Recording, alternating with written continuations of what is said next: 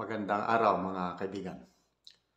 Gusto kong magbigay ng reaction doon sa pahayag ng isang international law expert na ang Pangulo ngayon, si PBBM, ay pwedeng masibak sa pwesto kung sakali pagdating ng panahon na yung sinasabing pulboronic video ay ilalabas na sa publiko. Okay, sino itong international law expert nito? Panoorin natin ang balitang ito ng SMNI, then magbigay ako ng comment. May komento, sino kaya itong law expert na ito? Tungkol sa legalidad ng matunog ngayon na pulvoronic video. Bagong kataga to na iniuugnay kay Pangulong Bongbong Marcos. Sino kaya may hawak ng video? Ibabalita yan ni Partner MJ. Partner MJ, napanood mo na ba yung video? Nako, itanong natin partner sa law expert na alam kong kilala nyo rin at ipinaliwanag niya yung issue ng legalidad at kung sakaling totoo ba ng video, ipinaliwanag niya rin yung issue ng impeachment na maaaring kaharapin ng isang Pangulo. So yung pulboronic video pong yan, game changer. Pag lumabas po yan, game finished. Sa kanyang pinakahuling vlog ay pinaliwanag ng international law expert na si Attorney Harry Roque ang epekto ng umunoy pulvoronic video na inuugnay ngayon kay Pangulong Bongbong Marcos. Ang video na sinasabi ng isa sa mga kritiko ng administrasyon. Ang vlogger na si Maharlika ay naglalaman ng paggamit di umano ni Marcos Jr. ng cocaine. Nilino ni Roque na hindi nito sinasabi na mayroong ganoong video. Pero ipinagtanong raw niya ito kay dating Pangulong Rodrigo Duterte. Sa katunayan, nung tinanong ko si Presidente Duterte kung nakita niya yung pulvoronic video, sabi niya, ay binibigyan ako ng kopya, hinindian ko. Dahil ayaw kong magkaroon ng kopya niya. Pero ang sabi niya, sigurado siya, may kopya niyan ang militar. Pero ano nga ba ang magiging epekto nito sa kasalukuyang Pangulo kung meron mang video? Lalo na sa mandato ng isang punong ehekutibo bilang numero 1 tagasunod at tagapagpatupad ng batas. Lalo na kontra sa illegal drugs. Well, yun nga po, magiging impeachable offense siya dahil kung mapatunayan nga na gumagamit ng pulburon, yan po ay culpable violation. Hindi lang betrayal of public trust. Dahil ang betrayal of public trust po, yan ay default. Walang specific na definition yan sa ating constitutional law. Kung hindi, kahit anong bagay na magre-resulta sa kawalan ng tiwala ng taong bayan. Yung pagtataksil sa tiwala na ibinigay sa isang tao, yan yung tinatawag na betrayal of public trust. Di ni Attorney Roque, crucial ang issue ng illegal drug use sa isang presidente ng bansa, lalo na sa pagpapasya ng mga bagay-bagay na may kaugnayan sa foreign policy. Abay, gumagawa ka ng mga desisyon. Kung aawayin mong China, kung ikaw ay iiyak sa Amerikano para magkaroon ng giyera sa ating bakura, no? Kung ikaw pala ay nasa impluensya ng pulburon, baka mamaya mali ang mga decision mo. So ngayon, kukwestiyonin ng taong bayan. O lalong, mga importanteng desisyon ang ginagawa ng presidente, pero kung siya ay nasa influence ng pulburon, nasa tama ba siyang pag-iisip nung ginawa niya yung mga desisyon na yan? Yan po yung nakasalalay. Oras na lumabas ng video, nakikita ni Roque na itatanggi ito ng Presidential Communications Office at uungkatin kung sino ang pinagmulan nito. Pero hindi raw maitatanggi na ebidensya na maituturing kung lalabas ang video. Ebidensyang sasagot sa pagdududa ng taong bayan. At kung darating man ang panahon na hindi bababa sa pwesto ang Pangulo kung totoong may video, ito ang worst case scenario para sa batikang abogado.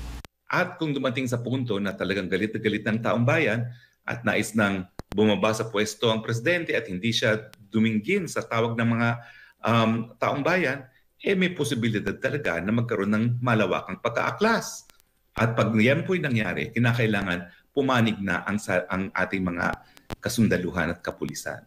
Papanig ba sila doon sa kapayapaan o papanig pa sila doon sa paggamit ng dahas para mapanatili sa gobyerno ang isang gobyerno na posibleng matakwil ang taong bayan kung lumabas nga yaang pulboronic na yan. Partners, kung matatandaan natin, yung si Maharlika, yung vlogger na nagbabanggit nga ng pulboronic video, ay isa sa mga insider malapit ito, talagang loyalista ito nung nagdaang eleksyon pero nagbago ang tahak nang makapuna siya ng mga ginagawa ngayon ng mga kamalian para kay Maharlika ng Marcos Jr. administration. At alam natin na may mga paliwanag dyan na dagdag si partner, Attorney Harry Roque. Para sa Diyos at Pilipinas kung mahal, balik sa inyo mga kapartner.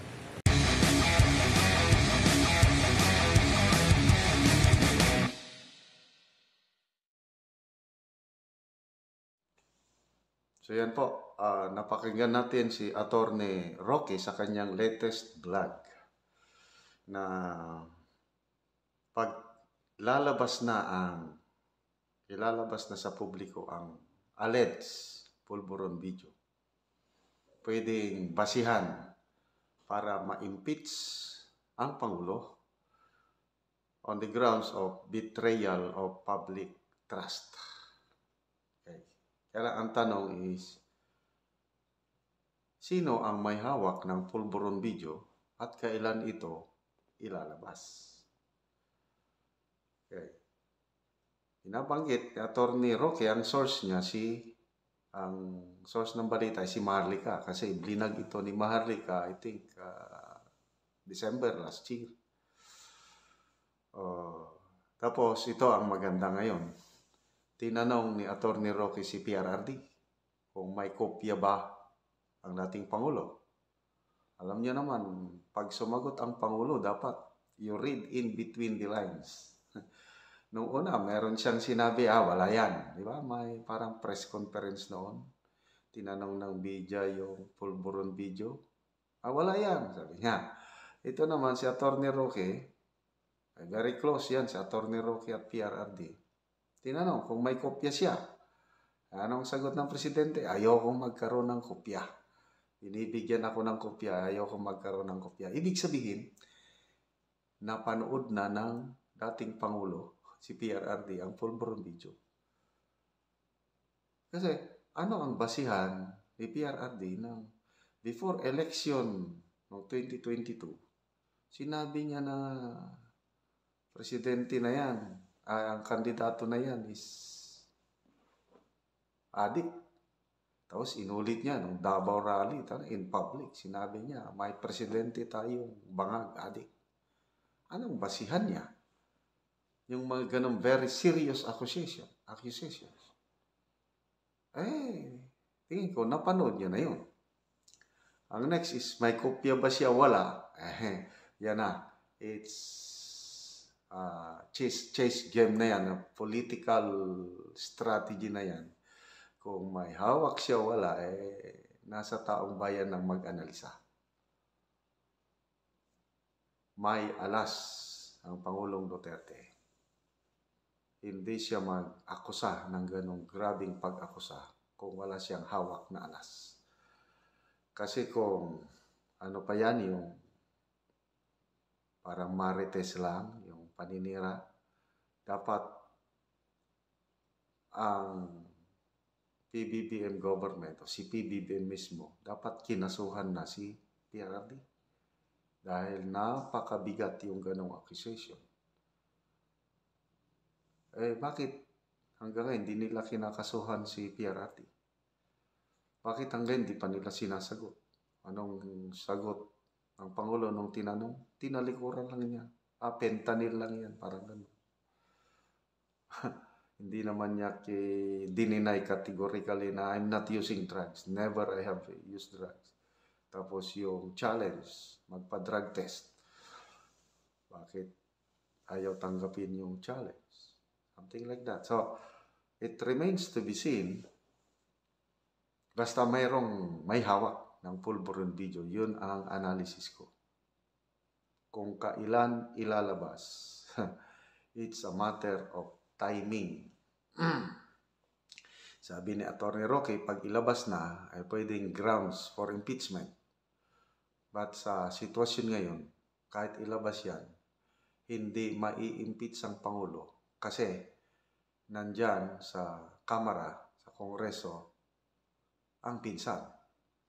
At ang mga kongresista, loyal sa Speaker of the House, loyal sa Presidente. Kaya hindi hindi magmamaterialize ang impeachment in any grounds, kahit anong ground, betrayal of public trust or anything, hindi mag-prosper ang impeachment laban sa Pangulo sa ngayon.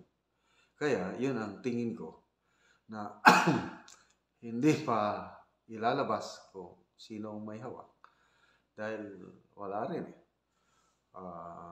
Posibleng mangyari yan, yung sabi ni Atty. Roque na magagalit ang taong bayan. Magkakaroon ng rallies, protest, at pupuntang mga tao sa lansangan at mananawagan ng pag-step down ng presidente. Pwede yun. Tama yung analysis ni Atty. Roque, I agree. Diyan na parang mangyayari na yung era time na dahil sa waiting, yung impeachment trial ni President Erap sa Senado, ayaw ipa-open yung isang brown envelope. Dahil doon nung ayaw ipa-open ang taong bayan, nag-alsa, nag-rally, nagpunta sa EDSA, kaya nangyayari ang EDSA 2.